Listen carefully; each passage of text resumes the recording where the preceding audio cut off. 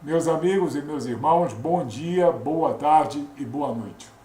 Estamos aqui mais uma vez para uma reflexão, para os nossos estudos, para as nossas abordagens cristãs e tudo aquilo que cerca a fé cristã. Tudo aquilo que é a favor e tudo aquilo que é contrário também à fé cristã.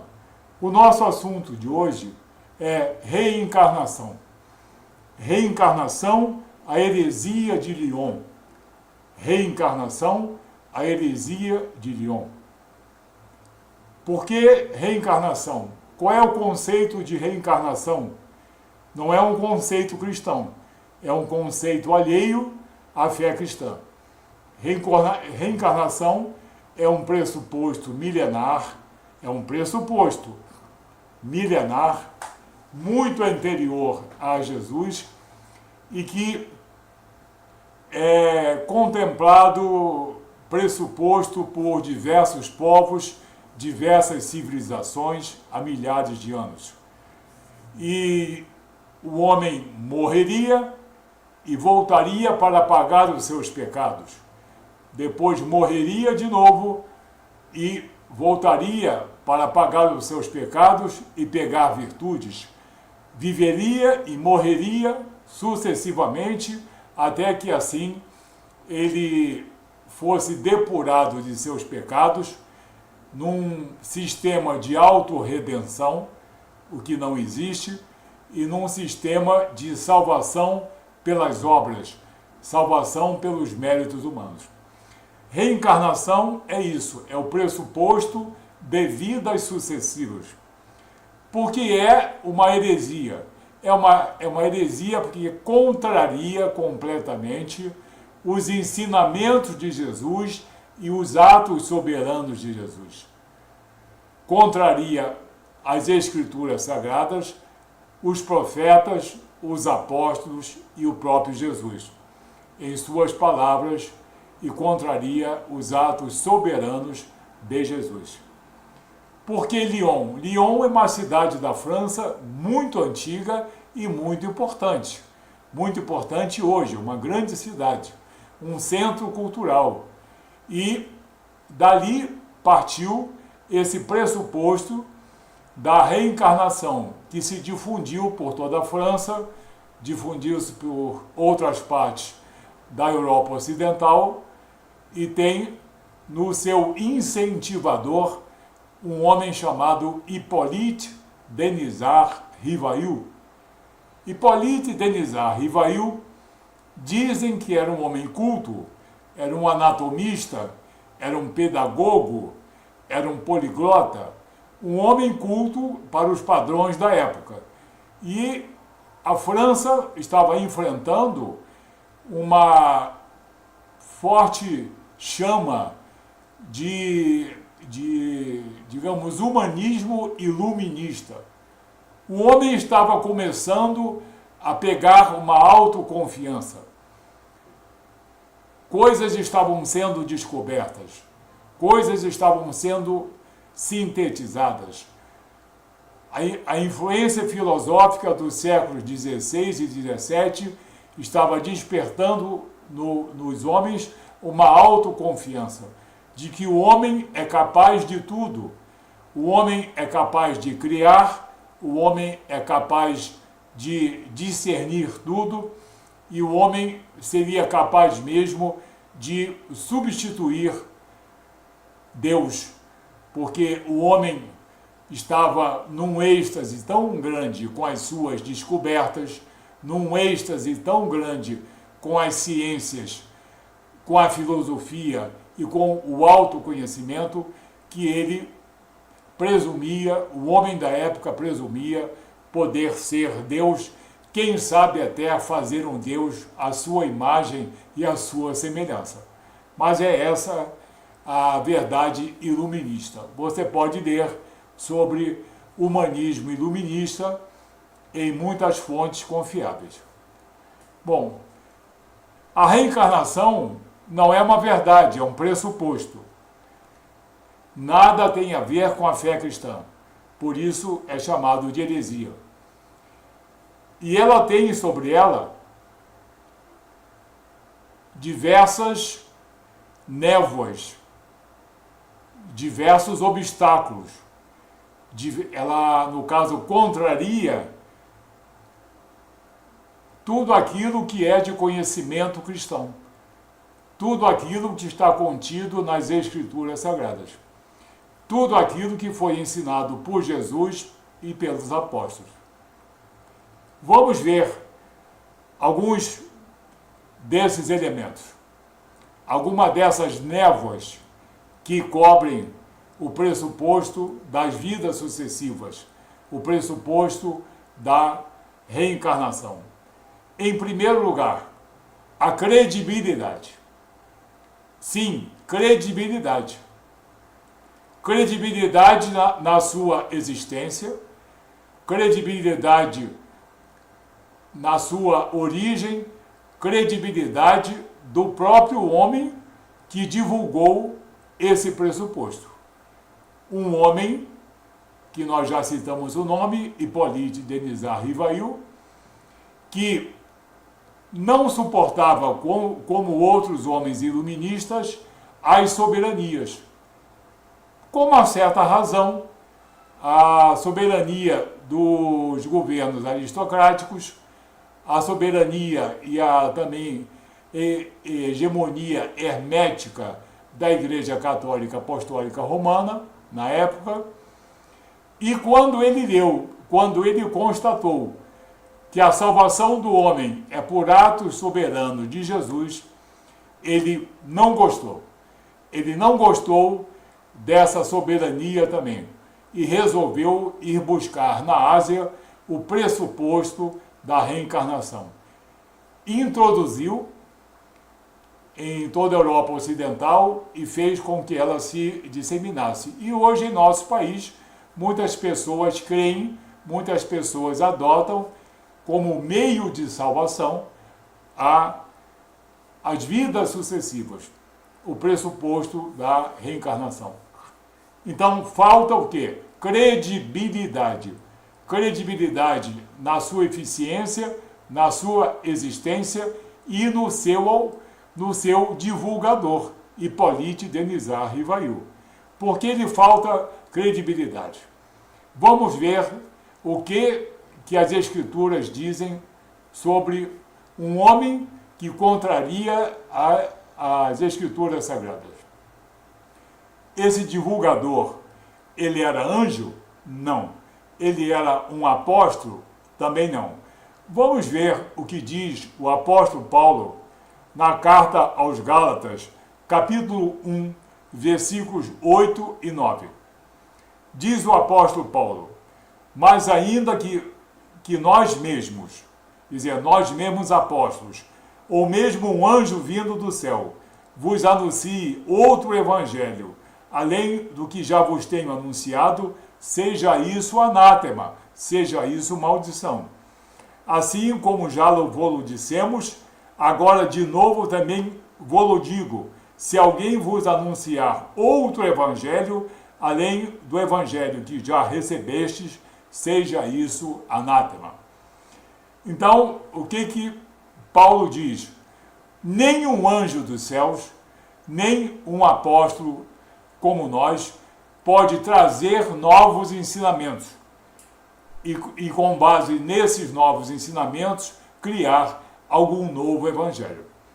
Então, o pressuposto das vidas sucessivas deu origem a um evangelho particular, a um evangelho de época. É adotado por muitas pessoas em nosso país, mas é um outro evangelho. E o seu responsável não é nem anjo e nem sequer apóstolo.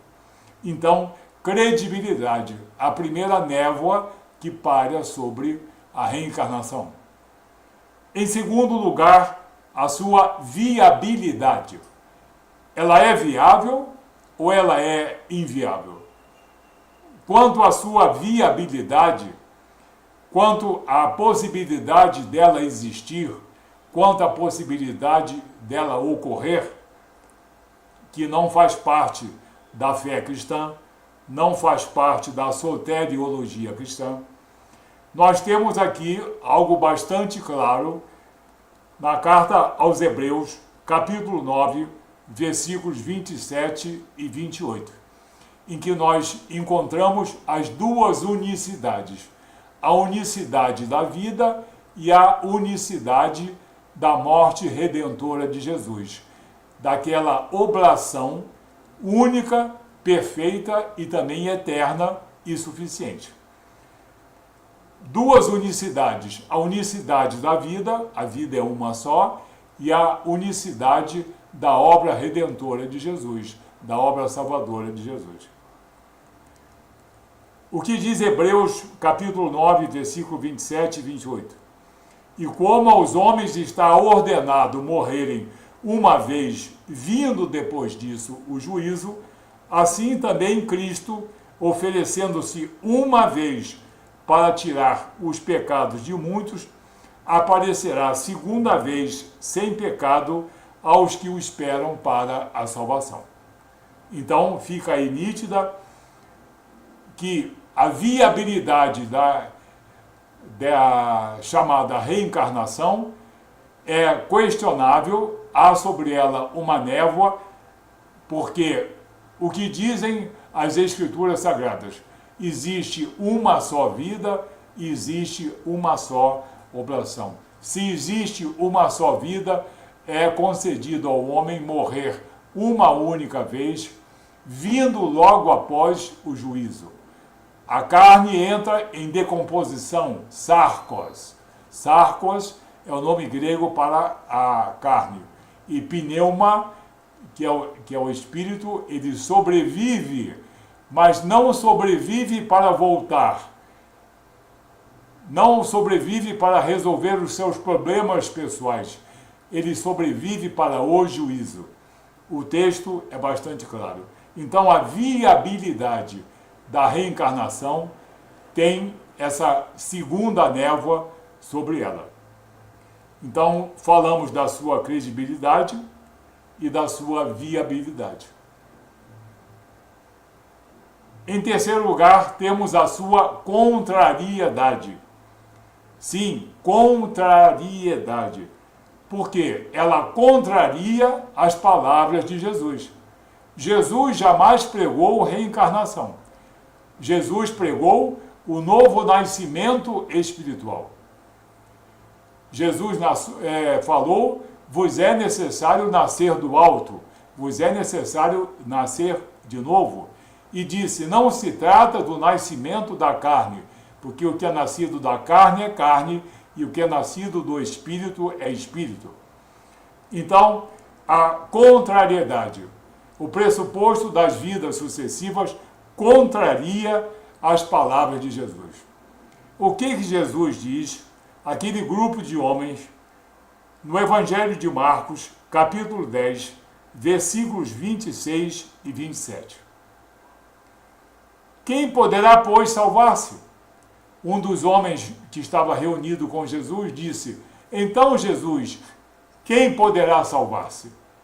Jesus, porém, olhando para eles, disse: para os homens é impossível. Quer dizer, para os homens é impossível a salvação. Para os homens é impossível a autorredenção. É impossível ao homem a redenção pelos seus próprios recursos, mas não para Deus, porque para Deus todas as coisas são possíveis. Jesus estava reunido com homens, havia pobres e havia ricos. Havia naquela época uma certa teologia da prosperidade, como hoje algumas pessoas adotam. Os ricos achavam que eram ricos porque eram mais afeitos a Deus e Deus mais afeito a eles. E os pobres achavam que estavam mais longe de serem salvos porque eram pobres, porque Deus não gostava deles como gostava das pessoas ricas. E Jesus disse que essas coisas todas não têm nenhuma importância e que as riquezas são, com muita frequência, um grande obstáculo para a salvação. Então, um deles Um deles exclama: então quem pode salvar-se? Jesus, aqui no Evangelho de Marcos, diz: ninguém pode salvar-se. O homem pode ser salvo pela intervenção soberana de Deus. Porque para Deus todas as coisas são possíveis, mas para o homem a salvação é impossível.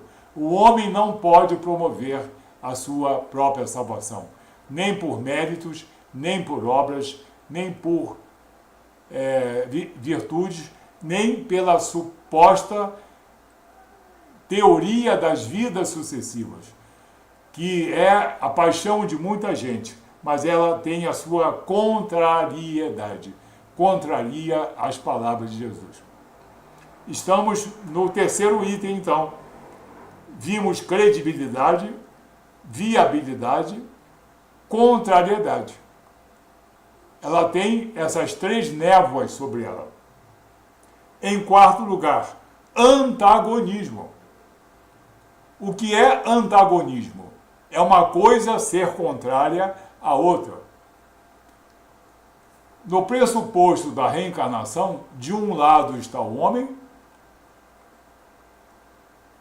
com as suas virtudes. Na redenção, que é cristã, que é obra redentora de Jesus, estão Jesus e os pecados humanos. Então existe aí um verdadeiro antagonismo entre o que é feito por Deus, por intermédio de Jesus, e o que é feito pelos homens. Pode o homem, então, salvar-se tanto por meio de Jesus, quanto por meio dos seus próprios recursos? Não. Aí está a outra névoa, a quarta névoa, sobre o pressuposto da reencarnação. Esse antagonismo entre o que Jesus fez e o homem não pode fazer. O que diz o apóstolo Paulo na carta aos Romanos, capítulo 5, versículo 8. Mas Deus prova o seu amor para conosco, em que Cristo morreu por nós. Cristo morreu por nós. O homem não morre por si próprio, para, no caso, salvar-se. Cristo morreu por nós, sendo nós ainda pecadores.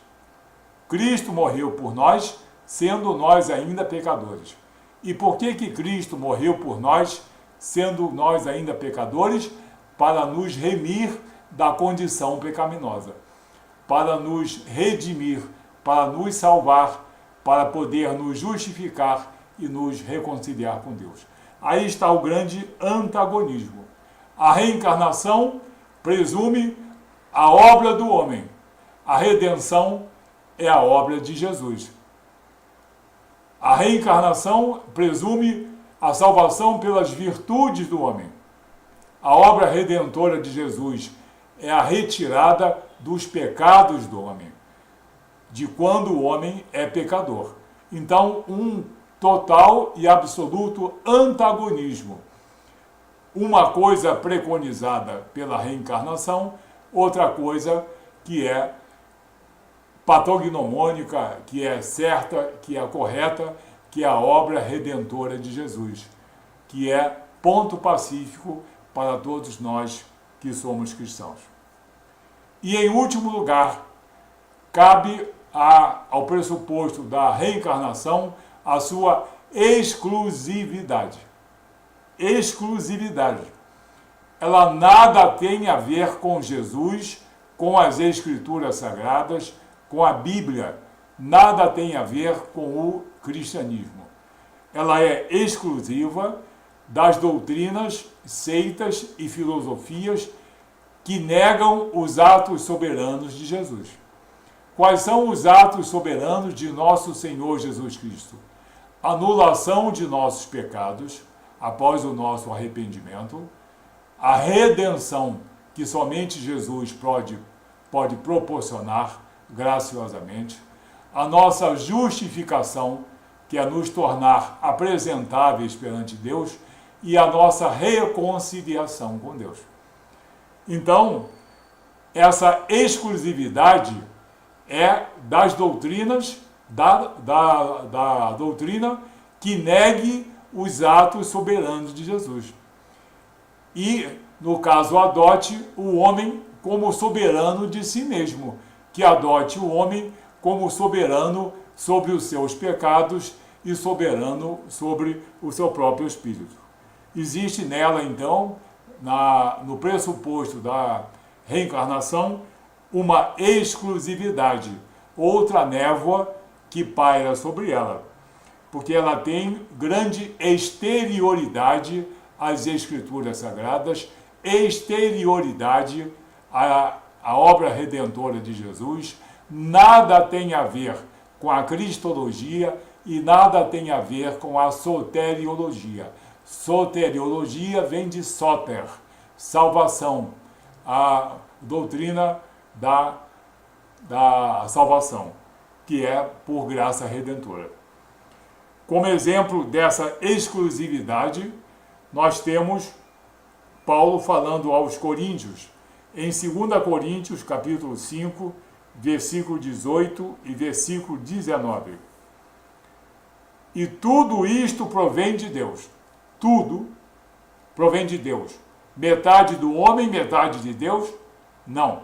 Tudo provém de Deus, que nos reconciliou consigo mesmo por intermédio de Jesus Cristo, não por intermédio de obras humanas, por intermédio de Jesus Cristo, e nos concedeu o ministério da reconciliação. Isto é, Deus estava em Cristo reconciliando consigo o mundo, não lhes imputando os pecados anteriormente cometidos. Isso é perdão e graça redentora.